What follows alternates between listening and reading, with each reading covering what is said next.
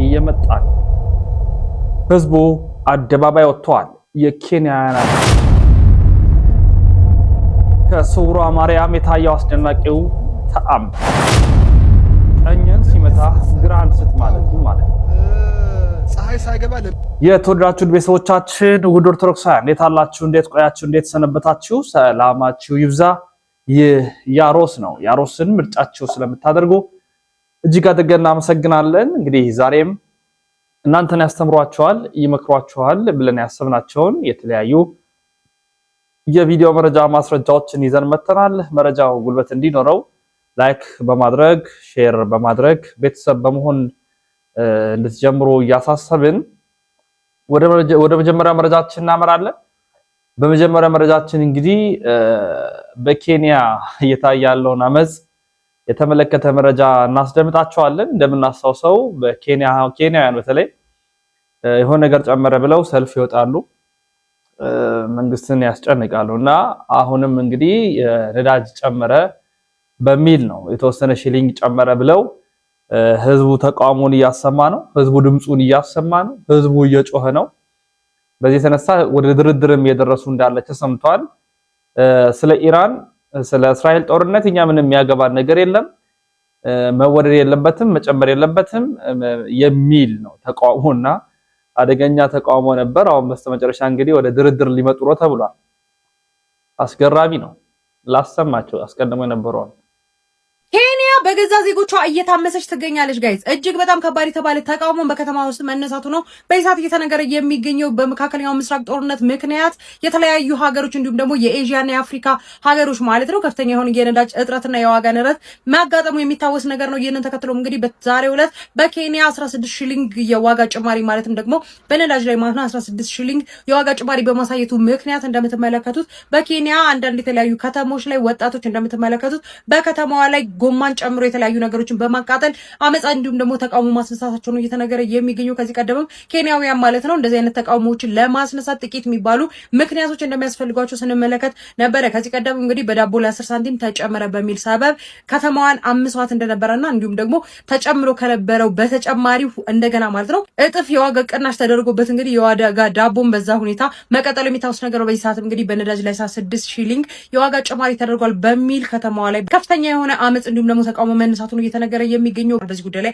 ሀሳብ ካላችሁ ሀሳባችሁን ኮሜንት ላይ አጋሩኝ። በሌሎች አዳዲስ መረጃዎች ግን አሁንም በድጋሚ መልሳለሁ። መልካም ቀን ይሆንላችሁ። ኬንያ ውስጥ እንግዲህ 16 ሺሊንግ ነዳጅ ላይ በመጨመሩ እንደምታዩት ህብረተሰቡ ተቃውሞ በማድረግ አደባባይ ወጥቷል። እነሱም እንደሚሉት ስለ ኢራን ጦርነት አይመለከተንም፣ ስለዚህ ነዳጅ መጨመር የለበትም በማለት ተቃውሞ እያሰሙ ይገኛል። እንግዲህ 16 ሺሊንግ ጨመረ ተብሎ ነው ሰልፍ የተወጣውና እስኪ አስተያየቶቻችሁን እንድታስቀምጡልኝ እሻለሁ። ሌላ ኦሮሚያ ክልል ላይ በጣም አስደንጋጭ የሆነ ነገር ተፈጽሟል። የፊቼ ደብረ ጉራቻ አካባቢ ባስ ነው ሙሉ በሙሉ ባስ በአጋቾች ታግቶ ተሳፋሪዎችም ጭምር እንደተወሰዱ ሰምተናል። እንግዲህ ሰላም ወጥቶ መግባት እንኳን አንዳንድ ቦታ በተለይ ኦሮሚያ ክልል አንዳንድ ቦታዎች ላይ አስቸጋሪ የሆነበት ጊዜ ላይ ነው የምንገኘው። የደረሰውም እንደዛ ነው። ጥቃቱ መፈጸሙን ተከትሎ እንግዲህ በርካቶች ደንግጠዋል። አሁንም ድረስ ሙሉ መረጃው የተሰማ እንዳልሆነ ታውቋል። እንግዲህ ባስ ከነ ሹፌሩ ከነ ተሳፋሪው ነው የታገተው። ንካተ ሙሉ ባስ ከነ ተሳፋሪው ታግቷል። ዛሬ ረፋድ በፊቼና ገብረ ጉራቻ መካከል በአውቶቡስ ላይ ጥቃት መፈጸሙ ተሰምቷል። በጥቃቱም አሽከርካሪው ተመቷል ነው የተባለው። አሊ ደሮ ከተማ አቅራቢያ እንደተፈጸመ የተገለጸ ሲሆን ተኩስ የተከፈተው በአውቶቡሱ ጎማና መስታወት በጥይት በመምታት እንዲቆም በማድረግ ከባድ የሆነ ተግባር ተፈጽሟል። ተጠንቀቁ ለማለት እቺ መረጃ ወደ እናንተ ለማቅረብ ወደድኩ። ለፈጣንና ወቅታዊ መረጃ የፎሎ ምልክቷን ተጫኑ። አመሰግናለሁ። በመንገደኞች አውቶቡስ ላይ ጥቃት መፈጸሙ ተነግሯል። ጥቃቱ የተፈጸመው በኦሮሚያ ክልል በፍቼና ገብረ ጉራቻ መካከል በሚገኘው አሊ ዶሮ አካባቢ እንደሆነም የመረጃ ምንጮቹ ጠቁመዋል። የሾፌሮች አንደበት እንዳጋራው መረጃ ከሆነ በአካባቢው በደረሰው በዚሁ ጥቃት ላይ ተሳፋሪዎችን ታጣቂዎቹ አግተው መውሰዳቸውም እየተነገረ ነው የሚገኘው። በአካባቢው ያሉ አስተዳደሮችን ስለ ሁኔታው መረጃ ለማጣራት የተደረገው ጥረት አልተሳካም። ይህ 45 ኪሎ ሜትር ርቀት ውስጥ ያለው መንገድ በተደጋጋሚ እገታና ዘረፋ የሚያስተናግድ ነው። ይህንን ችግር ለመቅረፍም በአካባቢው የመንግስት የጸጥታ ኃይሎች ተመድበው በእጀባ ተሽከርካሪዎች መልእክቶችን ያስተላልፉ እንደነበር ይታወሳል። አሁን ላይ ተሽከርካሪዎችን በእጀባ የማንቀሳቀሱ ነገር ስለቆመ ይህ ተግባር መፈጸሙ ነው መረጃዎቹ የሚያመለክቱት። በቀጣይ ጥቃቱን በተመለከተ ከአካባቢው አስተዳደር የሚወጡ እንግዲህ በፍቼና ደብረ ጉራቻ አካባቢ አሊዶሮ በሚባልበት አካባቢ ነው የሚለው ሹፌሮች አንደበት የሚል ገጽ አለና እዛ ላይ የተጋራ አለ። እንግዲህ በጣም አሳዛኝ ነው፣ ልብ ይሰብራል። እውነት ለመናገር ወጥቶ መግባት አስጊ ደረጃ ላይ ደርሷል። አጠቃላይ እንግዲህ መቼ እንደሚቆም መቼ እንደሚረጋጋ አናውቅም። በጣም የሚያሳዝን ስለሆነ ማለት ነው። ይሄው አስደንጋጭ ነገር ደግሞ አሁን ጦርነትን ይዞ ሊመጣ ነው መሰለኝ። ስጋቶች ያየሉ ነው። በአንድ አፍታ የሚል የፌስቡክ ገጽ ላይ ተጋራው መረጃ በጣም ልባችንንም የከፈለ የሆነ መጥቷል። በተለይ በዚህ በዶክተር ደብረጽዮን ገብረ ሚካኤል ከፌደራል መንግስቱ ጋር ባለው ሰጣ ገባ አሁንም ጦር ለማዝመት ጦርነት ለማወጅ የሚመስሉ ነገሮች የተሰሙ ነው የሚገኙትና ህወሓት በመላው ትግራይ ትዕዛዝ ሰጠ ሲል ሰበር መረጃ ከትግራይ በማለት አንድ አፍታ አንድ ዘገባ አውጥቶ ነበርና በደብረጽዮን የሚመራው የህወሓት ቡድን በ20 ቀናት ውስጥ ትምህርት ቤቶችን ሙሉ በሙሉ እንዲዘጉ መወሰኑን የአንድ አፍታ ሚዲያዎች ምንጮች ተናገሩ። ቡድኑ በሰኔ ወራት ጦርነት ለመክፈት ማቀዱን ተከትሎ ነው ትምህርት ቤቶች በአስቸኳይ እንዲዘጉ የተወሰኑ ይላል። ለጦርነት እየተዘጋጀን ነው ብለዋል። ለጦርነት የተዘጋጁ መሆኑን የሚነገርለት ህወሓት በትግራይ ክልል በመደበኛው ጊዜ ቀድሞ ትምህርት እንዲዘጋ ውሳኔ ያሳልፏል። ከፍተኛ የጦርነት ስጋት በተፈጠረበት ወቅት ትምህርት ቤቶች በአስቸኳይ ተማሪዎችን ፈትነው እንዲያሰናብቱ ጥብቅ ማሳሰቢያ ደርሷቸዋል። ግንቦት 30 ትምህርት እንዲዘጋ አመራሩ ውሳኔ አስተላልፏል። ትምህርት ቤቶች ከግንቦት 30 ቀን ቀድመው እንዲጨርሱ በክልሉ ትምህርት ቢሮ የተፈረመ ደብዳቤ ትዕዛዝ ያወረደ ሲሆን ሁሉም ዞኖች፣ ወረዳዎችና ከተማ አስተዳደሮች እንዲያስፈጽሙ ትዕዛዝ ደርሷቸዋል ተብሏል። እንግዲህ አንድ አፍታ ነው መረጃውን ያወጣው። ይሄውም እንግዲህ የሆነው ምንድነው? ሁላችንም እንደምናውቀው ዶክተር ደብረጽዮን ጀነራል ታደሰ ወረደን አስወግደን የደጀን ቢሮን ከተቆጣጠሩ በኋላ ለመጀመሪያ ጊዜ ባደረጉት የካቢኔ ስብሰባ ስለ ዓመታዊ የትምህርት የጊዜ ሰሌዳ መወያየታቸው ይታወሳል ሲል አንድ አፍታ አውጥቷል። ምንድነው ዋናው ጉዳይ? አሁንም ድጋሚ ጦርነት ሊቀሰቀስ ነው። አሁንም ድጋሚ የተፈራው ነገር ሊመጣ ነው። አሁንም የሞት ጉዳዮች ሊያንዣብቡ ነው። አሁንም በርካታ ወጣቶች ሰለባ ሊሆኑ ነው። መች የሚያቆም ይመስለናል? መች ይሆን የሚያቆመው? ብዙዎቻችን የተጨነቅንበት ያለው ጉዳይ አሁን ደግሞ መልሶ ሌላ ጦስ፣ ሌላ ጥፋት፣ ሌላ ሞት ሊያስከትል ክረምትን እየጠበቀ ነው። እንጸልይ፣ እውነት ለመናገር እንጸልይ። ሌላ ምን ከእግዚአብሔር በታች የምናገኘው ነገር ያለ የመሰለን አይደለም። እግዚአብሔር የሚሰራው ነገር የለም። በቅዱሳን አማካኝነት ብዙ ስራዎችን ይሰራል። ወደ ቅዱሳኑ እንጠይቅ። እግዚአብሔር ምሕረት እንዲሰጥልን፣ ሀገራችንን ሰላም እንዲያደርግልን፣ ቤተክርስቲያናችንን ሰላም እንዲያደርግልን እንለምን። እግዚአብሔር መሐሪ ነው። እግዚአብሔር ሰሚ ነው። እግዚአብሔር የልቦናችንን መሻት ከኃጢአት በቀር የሚፈጽምልን አምላክ ነው። ስለዚህ ይሄ የጦርነት ውዥንብሩ የጦርነት እንቅስቃሴው እንዲረግብ ልንጸልይ ይገባል። በተአምራት በሚያስደንቅ ስራ ከስውሯ ማርያም በክራንች ሄዳ ድና የተመለሰች አንዲት እህት ምስክርነት ስትሰጥ ሰማን። እንግዲህ እነዚህን ለሰው የሚከብዱትን እግዚአብሔር አምላክ ለውጦ እያሳየን ይሄን የሞት እንቅስቃሴ ይሄን የሞት ዜናና ወጃ አይቀይርም ብለን አናምንም እና ይሄኛውን ከስውሯ የታየውን አስደናቂውን ክስተት እናስደምጥ። እግዚአብሔር አምላክ አገራችንን አሁን የሚጠብቅልን ኮሜንት አድርጉ። ስውሯ ማርያም ለኔ ያደረገችልኝ ብዙ ነገር ከቤተሰቤም ጭምር ማለት ነው። ስመጣ የመጣሁት በክራንች ነው። አሁን ግን የምንቀሳቀሰው በራሴ ነው። ለ7 ወራት በራሴ ስንቀሳቀስ ቆይቻለሁ። ለ7 ዓመት ግን በክራንች ነበር ሲሄድ የነበረው። ስመጣ ጨጓራዬን ከእምብርቴ ጋር አንስቶ ወደ ላይ እየመጣ እያቅለሸለሸኝ እያስመለሰኝ አያስተኛኝም አያስቀምጠኝም ነበርና መጥቼ በ3ኛ ቀኔ ነው የተጨበጠ ደም የሆነ የረጋ ደም ከውስጥ ወጥቶልኝ እስከ ዛሬ ድረስ ሰላም ነኝ። አሞኝ አያውቅም። በዚህ 7 ወር ውስጥ ማለት ነው። የመጣሁት ሐምሌ ነው። ሐምሌ 17 ነው የዚህ የመጣሁት እስከዛሬም እያገለገልኩኝ እዚህ ነኝ። ስውሯ ማርያምን እልል ብላችሁ አመስግኑ። ስውሯ ማርያም ላይ ነው ይሄ ነገር የታየው። አስደናቂ ነው በጣም። ወደ ቀጣይ መረጃችን ሳመራ በስውሯ ላይ የታየውን እንግዲህ ለልጅሽ አብቂኝ የሚሉ ነገሮችን ጻፋችሁ እንዳይዘነጋ። አስቴር በዳኔ በጣም ነገራችን ላይ ከባድ ሰው ናት። ከባድ ናት ማለት ውስጧ መረር ያለ አይነት ሴት ናት። ያው የተረደበት ሚዲያ ላይ ፕሮቴስታንቲዝም ቀንደኛ ቀንቃይ ናት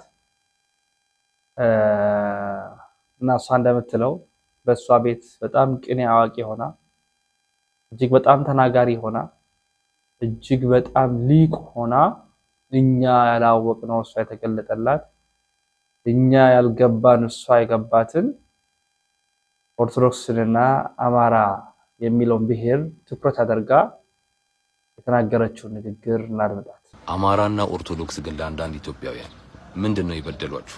አሁን ጦር የሚያማዝዘን ብዙ ትውልድ የበላብን ጉዳይ ምን እንደሆነ ልንገርህ። የሆነ ብሔረሰብና የሆነ ሃይማኖት የሀገር ባለቤት ነኝ ብሎ ተቀምጧል። በመጀመሪያ ቅኔን ለባለ ቅኔዎቹ ብታይ ጥሩ ነው። ምክንያቱም ቅኔ በራሱ ዕውቀት ይጠይቃል፣ ብልሃትን ይጠይቃል። ቅኔንም ለመፍታት እንዲሁ ዕውቀትና ብልሃት ይጠይቃል። ነገር ግን ይህንን ያንቺን ተራ ቅኔ ለመፍታት ብዙም ብልሃት ዕውቀት የሚጠይቅ አይመስለኝም። እና ንግግርሽን እኔ ላቅልልልሽና ሃይማኖት ያልሽው የኦርቶዶክስ ተዋሕዶ እምነትን ነው፣ ብሔር ያልሽው ደግሞ የአማራን ነው። እና እስቲ በጥያቄ ልጀምርና እንደው ውስጥሽ ላይ ለአማራም ሆነ ለኦርቶዶክስ ተዋሕዶ እምነት ጥላቻ ከሌለሽ በራሱ አሁን የተናገርሽው ንግግር የሀገር ባለቤት ነኝ እነዚህ አካላት ቢሉ ምኑ ጋ ነው ችግር ሊሆን የሚችለው? ወይንስ የኦርቶዶክስ ተዋሕዶ እምነት የሀገር ባለቤት ነኝ ስትል ሌሎችን አይደላችሁም እያለች ነው እያልሽ ነው? እንደዛ ነው አንቺ የተረጎምሽው? በዚህ ልክ ነው እንደ የጠበብሽው? እናቱ እሱ ልተወውና ከአማራ ሕዝብ ጋር በተገናኘ ያው እኔ አማራ አይደለሁም በብሔሬ ግን የዘጠናው ትውልድ ነኝ፣ የዛ የደጉ ዘመን ትውልድ ነኝ።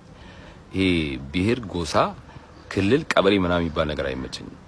ከምንም በላይ ሰው ነኝ፣ ሲቀጥል ኢትዮጵያዊ እና ከአማራ ሕዝብ ጋር በተገናኘ ልክ እንደተቀረው ኢትዮጵያዊ ወንድሞቹ ሌሎች ብሔሮች ሁሉ ይሄ ታላቅም ሕዝብ አይደለም ለኛ ለኢትዮጵያውያን ለአፍሪካውያን አልፎም ለጥቁር ሕዝቦች በሙሉ ኩራት የሆነው የአድዋ ድል ላይ እንደተቀረው ኢትዮጵያዊ አጥንቱን ከስክሷል፣ ደሙን አፍሷል። በዚህ ደማቅ ታሪክ ላይ የራሱ ትልቅ አሻራ ያለው ድንቅ ሕዝብ ነው የአማራ ሕዝብ ማለት ነው። ስለዚህ ይሄ ሕዝብ የሀገር ባለቤት ነኝ ቢል ሲያንስበት እንጂ እኮ የሚበዛበት አይደለም። በራሱ አማርኛን አለማወቅሽ እንጂ የሀገር ባለቤት ነኝ ማለት ሌላውን አይደለም ማለት አይደለም። ይሄን ቪዲዮ አድርሱልኝ። አመሰግናለሁ።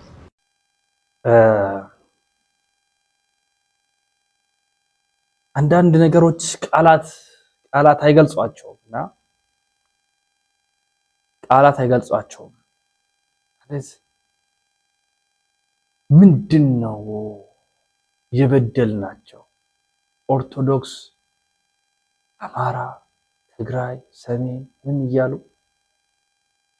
በተለይ ደግሞ የኢትዮጵያ ኦርቶዶክስ ተዋሕዶ ቤተክርስቲያንን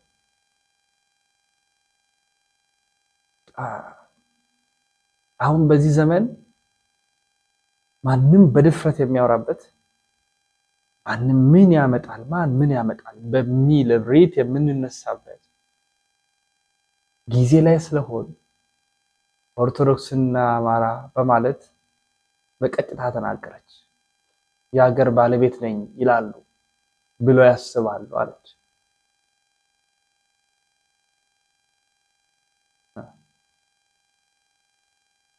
አሁን ምን ብለን እንመለስ? ታሪክ እንጥቀስላቸው? አያስፈልግም። ልቦናቸው የደነደነ ስለሆነ ለነዚህ መግለጥም አያስፈልግ። ኦርቶዶክስ እንዲህ ናት ልንልም አንፈልግም። ለምን? ወዳቸው አምላካቸው የሆኑ ገና እንኳን በጥቂት ጊዜያት ተነስተው ሚዲያ አግኝተው ተሰሚነት አግኝተው አሁን ያሉበት ሴፍ ዞን ውስጥ ስለሆነ ታሪክ የማይወድ እጅግ አደገኛ መረን የለቀቀ አስተሳሰብ ያለበትን እሳቤ የሚቀበል ትውልድ እየፈራ ስለሆነ እንደነዚህ አይነቶቹ ምንም አይነት መለስ ብለን የምናነሳው የምናጣቅሰው ነገር ያሳዝናል።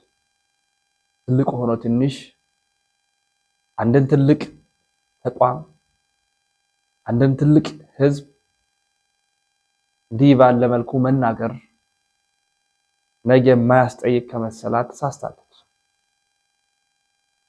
የማያልፍ ቀን የለም። ከፀሐይ በታች ሁሉም ተለዋዋጭ ነው። ዛሬ ጊዜ ተገኝቶ እንደፈለገ ማውራት መልካም አይደለም። ወደ ቀጣይ መረጃችን ስናመራ ይሄ የብሉይ ኪዳን መምህር ዘሪሁን ሙላቱ የተባሉ ወደ መድኃኔዓለም ላይ በስብከተ ወንጌል ኃላፊነት ያገለግላሉ። በብፁዕ አቡነ ሕርያቆስ ደብዳቤ ነው የተሾሙት እና አሁን ደግሞ ጭራሽ ደግሞ የእግር እሳት ሆነው ብቅ ብለዋል።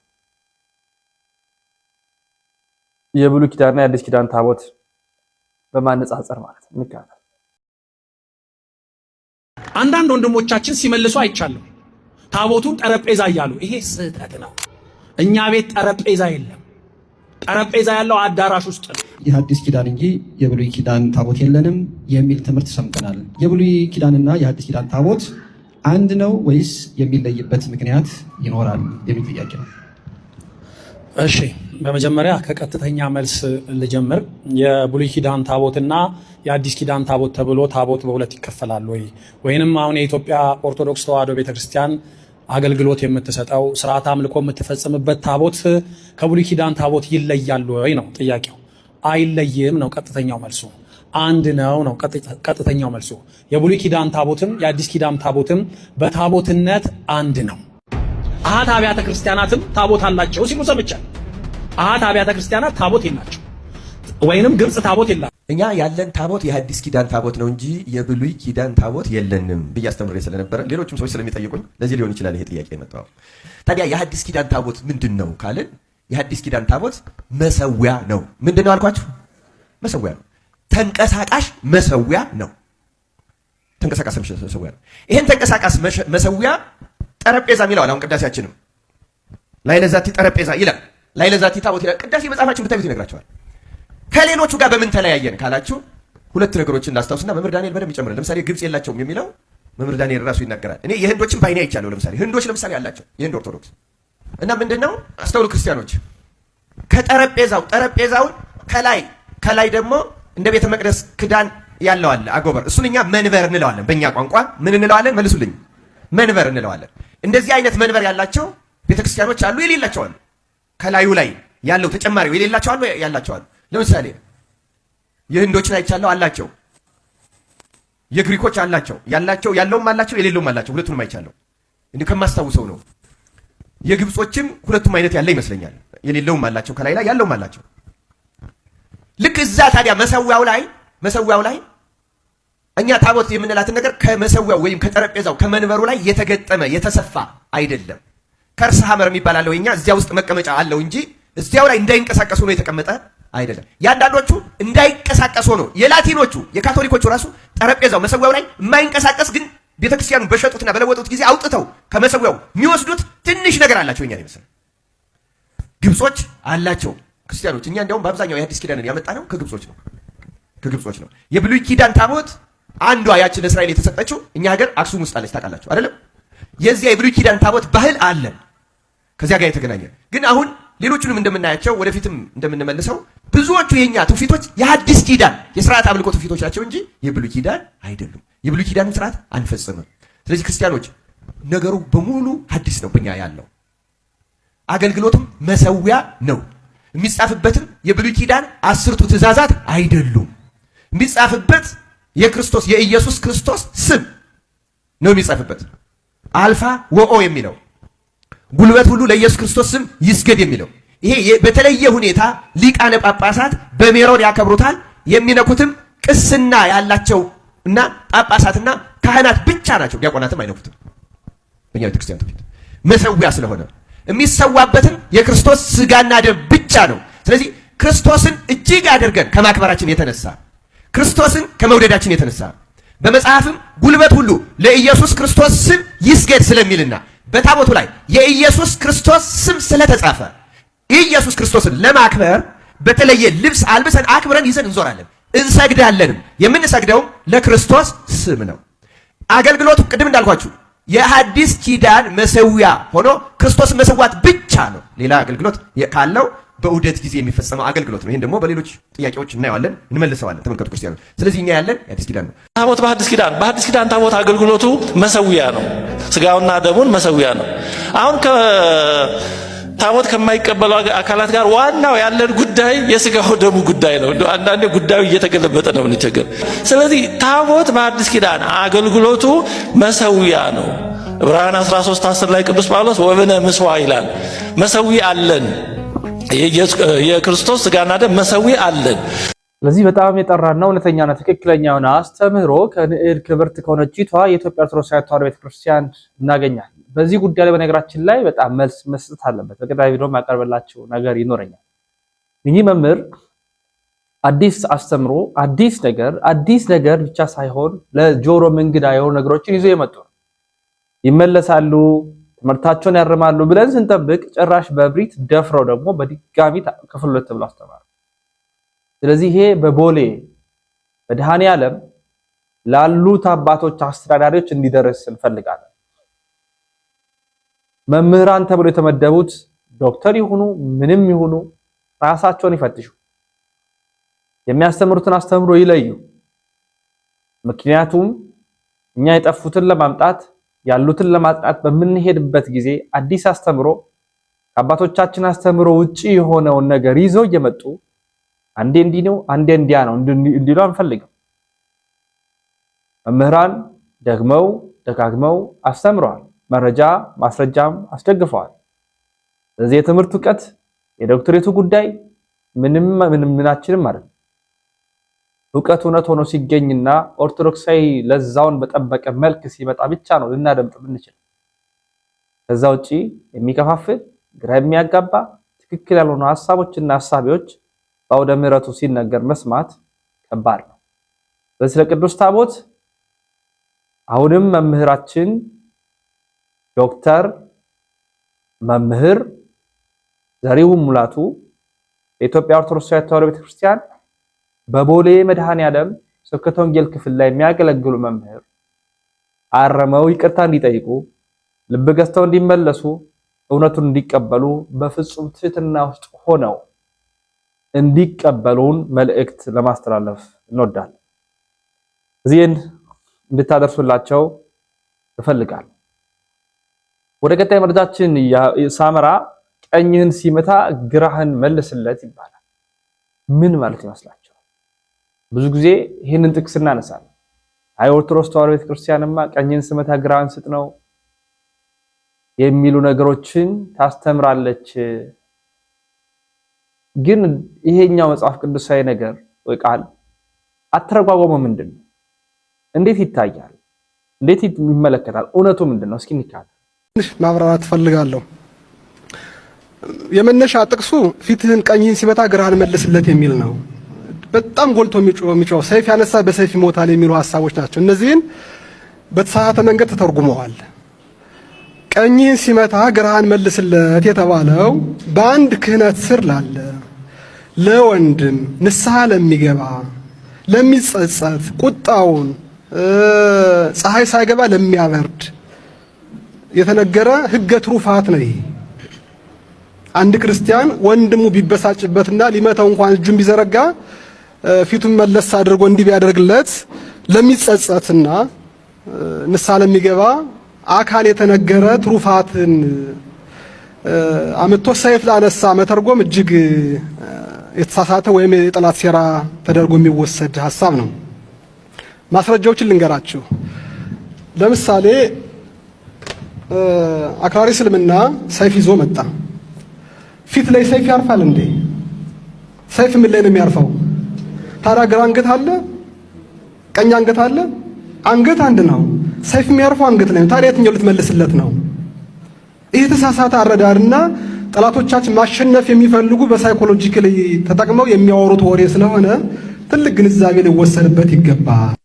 አሁን ቀኝህን ሲመታ ግራህን ስጥ የሚለው ክፍል በአንዲት ሃይማኖት ውስጥ በአንዲት እምነት ውስጥ በአንድ ህብረታዊት በሆነች ቤተክርስቲያን ውስጥ ላለ ወንድም በሃይማኖት ለመሰለ ምናልባት አለመግባባት ተፈጥሮ ድንገተኛ ነገሮች ቢነሱ ቀኝን ሲመታ በፍቅር ግራህን ስጠው። ስለቀደመ ፍቅራችሁ ስላላችሁበት ሃይማኖት ስላላችሁት አንድነት ሲል ይመልስልሃል እንጂ ሊያጠፋ እየመጣ ለመጣው ህዝብ ቀኝን ሲመታ ግራህን እንደዚህ አረ ላጠፋችሁ ነው ልጨርሳችሁ ነው ታሪካችሁን ልቀይረው ነው እያለ የመጣውን ቀኛችንን ሲመታን ግራችንን ሰተን ታሪክ አልባ እንድንሆን አንፈልግ። ይሄ መታረም አለበት። ዛሬ አርሲ ሽርካ ላይ የተለያዩ ቦታዎች ላይ ይሄ ነገር የተሰራ ያለ ስለዚህ በጣም የቃሉን እውነተኛነቱን ማረጋገጥ አለብን እያስባለሁ። ከሰሞኑ ይሄ ጉዳይ በጣም ትኩሳት በጣም አነጋጋሪ ርዕስ ነበር። ላስደምጣችሁ ተካፈል ነው።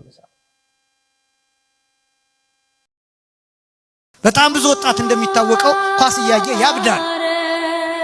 የሆነ ቡድን ደጋፊ ሆኖ ያብዳል። ጎል ሲገባ ሪ ብሎ ይነሳል። አንዳንዱ ማሊያውን ይቀዳል፣ ቲሸርቱን ይቀዳል። አንዳንዱ ቲሸርቱን አውልቆ ራቁቱን ሆኖ ይወለውላል። ኃጢአት አይደለም እንደሱ ማድረግ።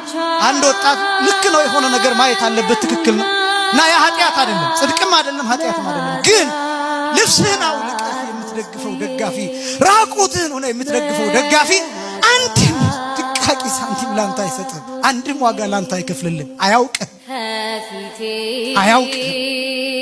የት ሀገር እንደሆን ከነ መፈጠርህም አያውቅም። እድሉ ገጥሞ ስልክ ደውለህለት ከወላይታ ሶዶ ገሌ ይባላለሁ በጣም አደንቅሃለሁ ብትለው ወላይታ ሶዶ የት ነው ሊል ይችላል።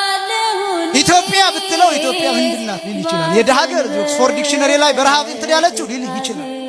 ለሚቀልድብህ ሰው ጨርቅህን አውልቀህ ራቁትህን ትሄዳለህ።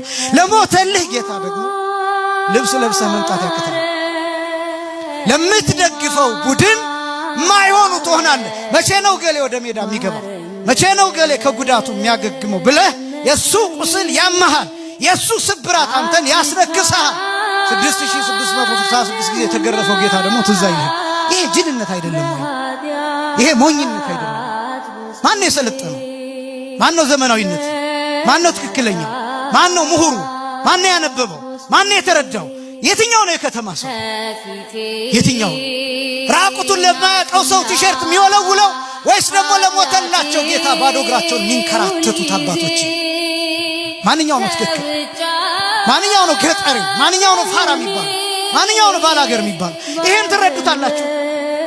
እኛ ዓለም ውስጥ ስምጥ ብለን በገባን ቁጥር አባቶቻችን ክርስቶስ ሲገባቸው ከዓለም ይወጣሉ። ቆዳ ለብሰው ዓለም ስላልተገባቻቸው ፍርኩታ ለፍርኩታ ይዞራሉ። ማን ነው ጥበበኛ? ማን ነው አዋቂ? ጠፍቶብናል እኮ አሁን እኮ አንዳንድ ነገሮች ጠፍተውብናል። የትኛው ትክክል የትኛው እውነት እንደሆነ የትኛው ስህተት እንደሆነ እንኳን አናውቅም። እኛ ትክክል ይሆን አባቶቻችን ስህተት ይሆን ይመስለናል። በጣም ደግሞ የዚህ ዘመን ትውልድ ኃጢአት። የተወደዳችሁ ቤተሰቦቻችን ዶክተሮች ዛሬ መረጃዎቻችን ይህን ይመስላሉ። ይህ ያሮስ ነው። ያሮስን ሰብስክራይብ ስታደርጉ ላይክ ሼር ስታደርጉ ብዙ መረጃዎችን ታገኛላችሁ። ቤተሰብ ሁኑን። በሌሎች መረጃዎች በቀጣይ መለሳለሁ። ሰናይ ቆይታ ይመጣል።